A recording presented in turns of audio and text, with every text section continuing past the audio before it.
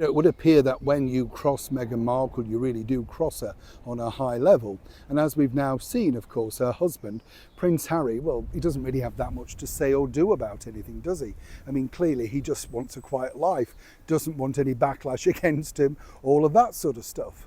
And when you look back at their wedding, as I've said many times, what I found fascinating was all of these celebrities that she'd never really known certainly wouldn't give her the time of day. Well, the minute that she got into something useful, of course people like Oprah Winfrey wanted to have a free invite, amongst many others, including, the likes of Mindy Kaling, all of that sort of stuff. The cast of Suits, it was a great day out for them and they got masses of exposure. The one person, of course, that shocked a lot of people was Silver Fox George Clooney. No longer a Silver Fox now, though, because currently he's been blasted for his unfortunate hair dye to take on the role of Edward R. Murrow on his Broadway debut. But things are taking a little bit of a tricky turn. As ever, let me explain. Morning, chums. Lovely to see you. Thank you so much as ever. And George Clooney, so we'll have a wave. George Clooney has been really sort of out there at the moment, attacking everybody, hasn't he? Including, of course, the former Fox News anchor Meghan Kelly. They've got into a spat over something, But I think George is a little bit thin-skinned, to be honest. I've interviewed him on press junkets and stuff like that. Pleasant enough chap, But again, without being unkind, nepotism rules rife, because without his Aunt Rosemary Clooney, would he have had all those connections? Is he that much of a brilliant actor?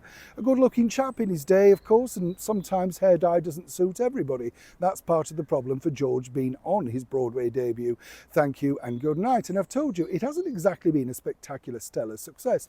Now, I'm not knocking that, because I just believe that theatre is very expensive to go to. And it doesn't matter who you are, particularly with George now hitting his sort of 60s. That was a long time ago, wasn't it? The 90s, when he was big, of course, in things like ER. But what he had hoped, and this is fascinating because, as we all know, Meghan Markle recently popped up over on Broadway to go and see the sort of multicultural version of Gypsy, the brilliant musical. As I told you, a terrific musical in my eyes, still stands up very much today. Meghan made a big scene of it, meeting the cast and all of that sort of stuff, really to try and show that she was a busy working mum, but taking time out to go and see chums on Broadway. Of course, the chums on Broadway could have easily been George Clooney. After all, she thought he was that much of a chum. She invited him to her wedding, right? You get the picture. Now, as he openly said, he didn't really know them that well. In fact, he told the sister of the late beautiful Princess Diana that. So then again, fascinating in itself, right? To be that open.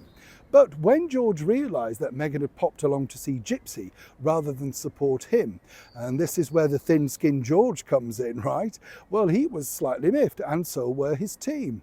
And according to a very well-placed source, and as ever, we have to say allegedly, but this is very good, apparently the team now keep interacting with Meghan's team to see as and when she will be available to pop over and see this wonderful performance.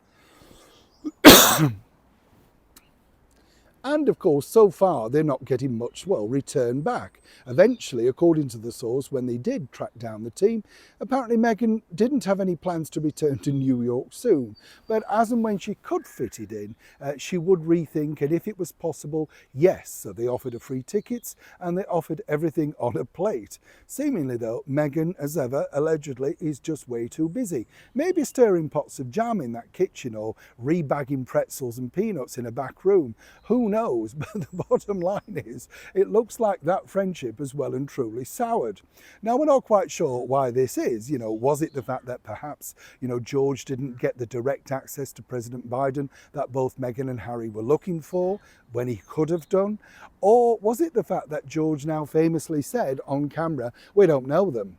And what was maybe a throwaway line, a joke or something like that, she's never forgiven. As we know, she only forgives people if they're gushing, like the weatherman on Good Morning Britain. He got a pot of jam. George didn't. Go figure. Neil Sean, Kensington, London.